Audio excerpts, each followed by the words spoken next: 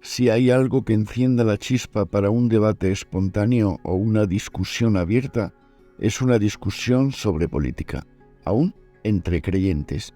Como seguidores de Cristo, ¿cuál debe ser nuestra actitud y nuestra participación en la política? Se ha dicho que la religión y la política no se mezclan, pero ¿es realmente cierto?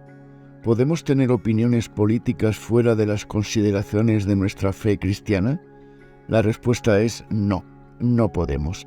La Biblia nos da dos verdades en cuanto a nuestra actitud hacia la política y el gobierno. La primera verdad es que la voluntad de Dios impregna y reemplaza cada aspecto de nuestra vida.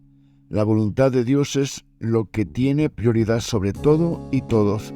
Los planes y propósitos de Dios están prefijados y su voluntad es inviolable.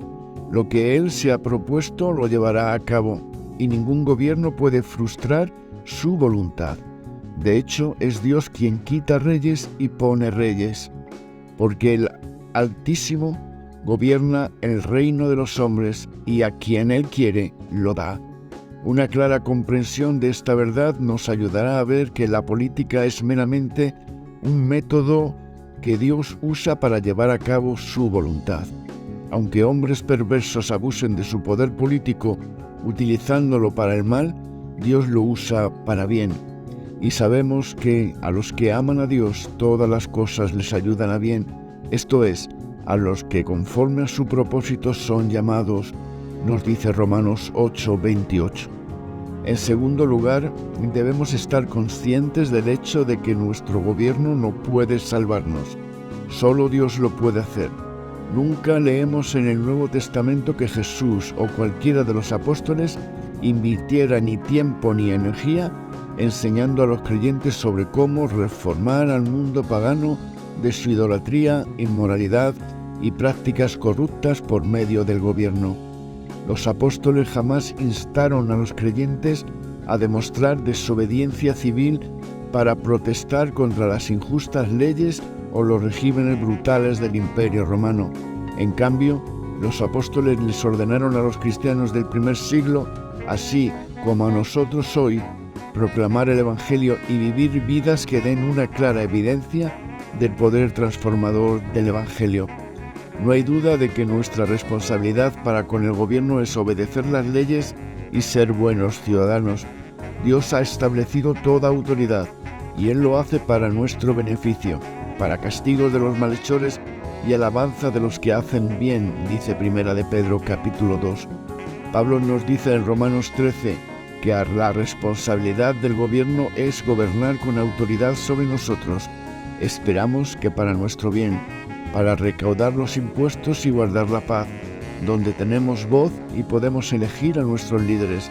Debemos ejercer ese derecho por medio de la votación, porque aquellos cuyas perspectivas se asemejen más a las nuestras. Uno de los grandes engaños de Satanás es que pongamos nuestra confianza para la moralidad cultural y vida piadosa en las manos de políticos y funcionarios gubernamentales. La esperanza nacional de un cambio no se encuentra en la clase dominante de ningún país.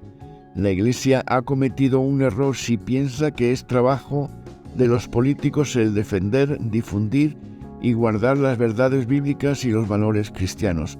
El objetivo de la Iglesia, de acuerdo al propósito de Dios, no se encuentra en el activismo político. En ninguna parte de las Escrituras se nos ordena invertir nuestra energía, nuestro tiempo o nuestro dinero en los asuntos gubernamentales. Nuestra misión radica no en cambiar a la nación a través de reformas políticas, sino en cambiar los corazones a través de la palabra de Dios.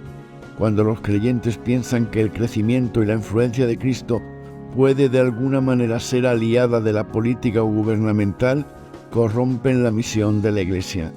Nuestro mandato cristiano es propagar el Evangelio de Jesucristo y predicar en contra del pecado de nuestra era, solo cuando los corazones de los individuos en una cultura sean cambiados por Cristo, esa cultura comenzará a reflejar el cambio.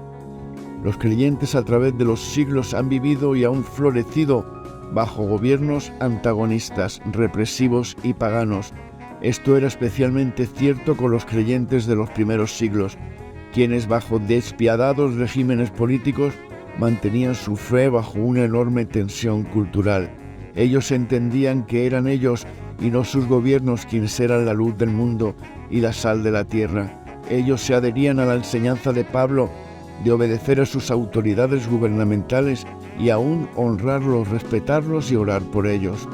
Aún más importante es que ellos entendían que, como creyentes, su esperanza residía en la protección que solo Dios provee. La misma verdad se aplica a nosotros en la actualidad. Cuando seguimos las enseñanzas de las Escrituras, nos volvemos la luz del mundo como Dios nos diseñó para llegar a ser. Mateo capítulo 5 y verso 16. Las entidades políticas no son la salvación del mundo. La salvación de toda la humanidad ha sido manifestada en Jesucristo. Dios sabía que nuestro mundo necesitaba ser salvado, aún mucho antes que cualquier gobierno nacionalista se hubiera formado. Él lo demostró al mundo que la redención no podía lograrse a través del poder del hombre, su poder económico, su poderío militar o su política. La paz mental, la alegría, la esperanza y el gozo y la salvación de la humanidad se logra solo a través de su obra de fe, amor y gracia.